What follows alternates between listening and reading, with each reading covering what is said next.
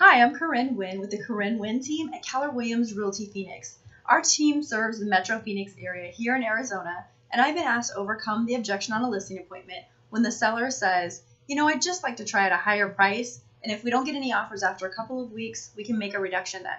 And my reply to the seller would be, yeah, we could do that. And just out of curiosity, Mr. Seller, has there ever been a time where you've seen a property on the market for a long period of time? Yeah, of course, we've all seen that. And tell me, what were your thoughts about that home as to why it was on the market for such a long period of time? Yeah, that there could be something wrong with it. And guess what? That's exactly what the other buyers are thinking as well.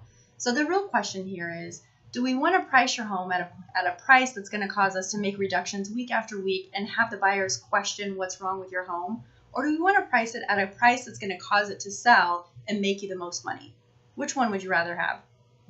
Make the most money, of course. So it sounds like you understand we want to price it right after all. So the next question is, if we price it at $350 and we make reduction after reduction after reduction, or we price it right away at $299.9 and we get offers immediately and you get an offer of $299.9 versus an offer of $279 starting at the high price and having to make a reduction every week.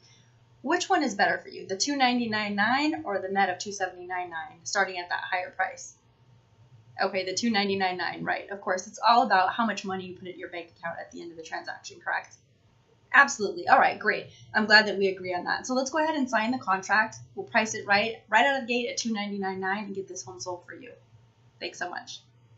Now, that doesn't always work. Sometimes you have a seller that gets really pushy, or you could be in jeopardy of losing the listing because we have agents that come and their strategy is to list the home at a higher price. Also, in our Metro Phoenix market, and as some other markets around the country, the market moves a little bit. And so sometimes, based on the statistics, it says it's going to sell at one price. And right now, sometimes things are selling a little bit over the prices that we're even estimating. It's a little bit wacky that way.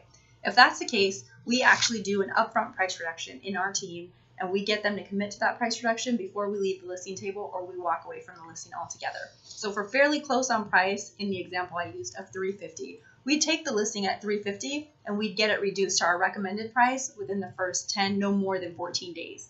So hopefully that's helpful. We just make an addendum, we add that to the listing contract, and that served us really well in taking listings and not having to fight with the sellers later about getting price reductions and still catching the market in plenty of time.